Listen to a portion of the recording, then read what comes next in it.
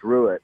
He didn't have great stuff, didn't have great command, kept yanking across his body towards the left-hander's batter's box, and still was able to get through those two first starts really unscathed.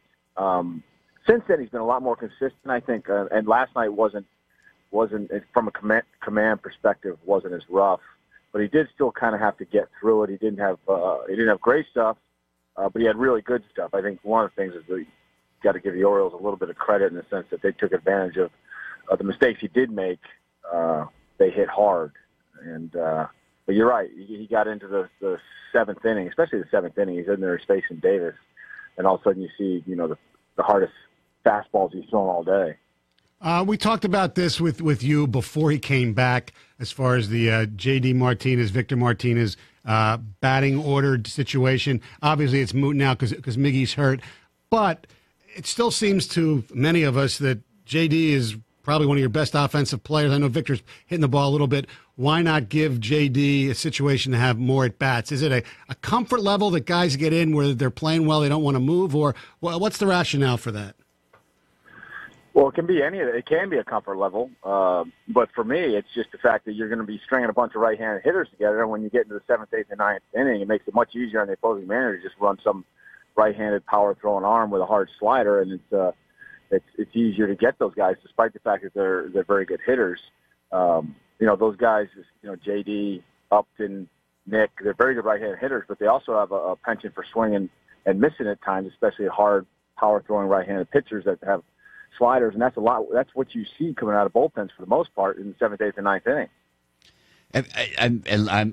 You've been asked about this tons of times, and we're not trying to criticize. I'm just curious because I think it's an interesting baseball debate. The debate on our side would be, okay, well, I don't want to face JD and Victor in the ninth inning, depending on if it's a left-handed or a right-handed hitter. I mean, I get what you're saying completely, but is it a thought process you go back and forth? Do you and the coaching staff talk about it, or is this a pretty firm belief that you've always had in your baseball career when it comes to setting up your lineup? No, I mean, the truth is, unless you start hitting Miggy ninth, the lineup isn't overly important from a statistical point of view. It just isn't. It's just a little overvalued by fans. Unless I start doing something really off the wall where guys are, I hit the lineup backwards and I'm hitting Kinsler ninth and Miggy eighth, and all of a sudden you're affecting the number of at-bats they have over the course of a season drastically. It just doesn't have that big of an impact on a day-to-day basis. It really doesn't, and that's been proven. So could JD hit? You probably could interchange any of them to some degree. You could probably hit JD third. You could probably hit Miggy fourth. You could probably hit Victor fifth. To some degree, it wouldn't make that much of a difference. Right. What about Alex Avila? He's had a terrific offensive start, and with James McCann obviously struggling at times, particularly against right-handed pitching. Have you given any thought to just basically going straight righty-lefty with them, or do you still want McCann to get a majority of the days? I mean, obviously he's not getting the number of days that, say, Buster Posey gets in San Francisco, but do you still want McCann to catch 4 to 5 games per week? Yeah, for the most part, and that has not so much to do with the righty-lefty splits, but, I sometimes get concerned about overplaying Alex Avila. Mm-hmm. The vast majority of starters are right-handed. That means Alex Avila would be getting the vast majority of playing time. Right.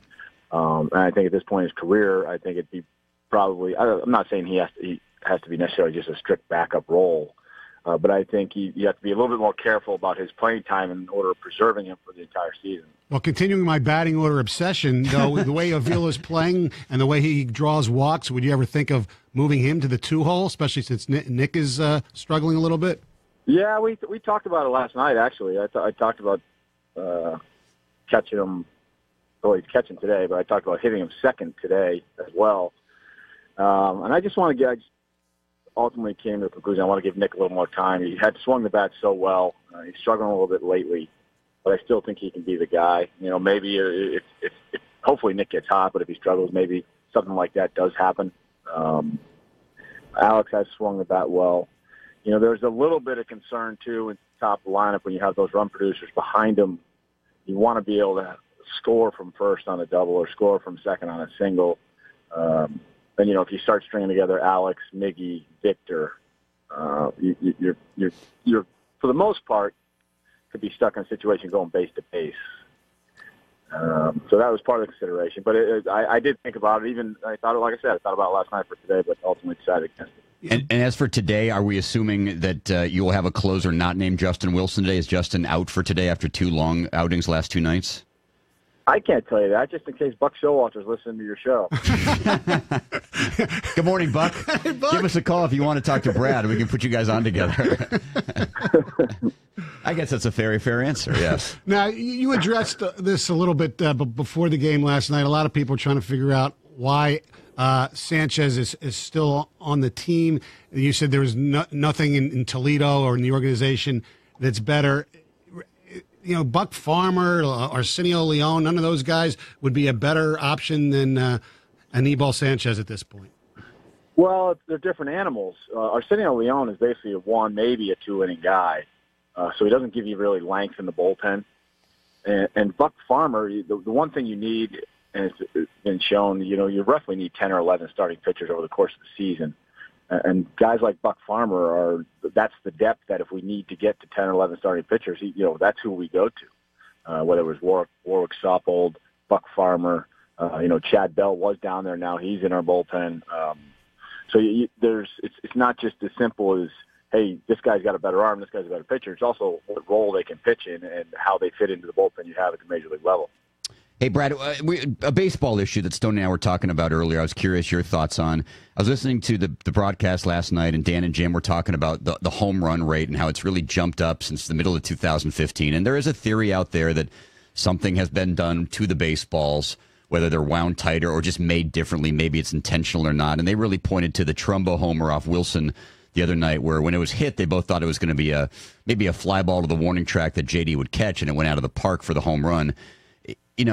Obviously guys are swinging for the fences a little bit more. I think the approach to hitting has changed a bit, but has it changed so dramatically for the rate to go up, or do you think we are looking at a situation where there is something with the baseballs and maybe they're wound just a little bit tighter? To be honest with you, I don't know if the baseballs are any different. I think they've done studies supposedly in the last year that show they're exactly the same. I don't really know. The ball's definitely flying out faster. I also don't think I'd point to one home run and say that's proof. Mm-hmm. Mark Trumbo, I believe he led the American League in home runs, so he's got some power. Right. And even if he doesn't hit it perfectly, there's a chance it could go out. I can't give you an answer. I don't know. I don't know if the baseballs are wound tighter. I don't know if the juice. You want to call it juice baseball or not. The home runs have definitely gone up. Guys are definitely swinging for the fences more. I don't know if those two things correlate. I'm kind of with you. I don't know if there'd be that much of a correlation. The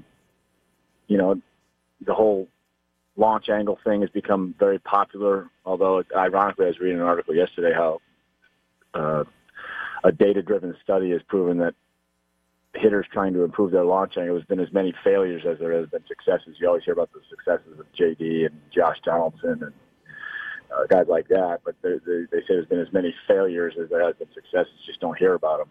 Final thing from me, status on Miggy. Hopefully just going to be a couple of days.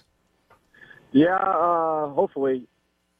He had an injury like this, I believe, when he was in Florida, and it was about 5, I believe he said 5 days he missed. Now, in that case, it really bothered him to stretch or to reach over his head or to twist. And that was not the case last night after he got the test done. It didn't bother him to do any of those movements. So we're kind of optimistic that instead of 5 days, it's 2 to 3 days. And if it were 5 days, would you think about that 10-game DL, or are you based? I know you had to put him on it earlier this year, and it looked like he was probably ready to go back before the 10 days. So why risk it in that particular instance here? Well, if I knew it was 5 days, I wouldn't have to put him on the 10-day DL. I'd have him ready on the 6th day. The problem is we just don't know for sure. That's a very good point. Very good point. Not a 5-day DL. It's not a 5-day DL. Maybe they should invent one. Yeah. All right. Hey, Brad, thanks for the time. Good luck today, and we will talk to you soon, okay? All right. Thanks, guys. There he is. Brad Ausmus joining us here.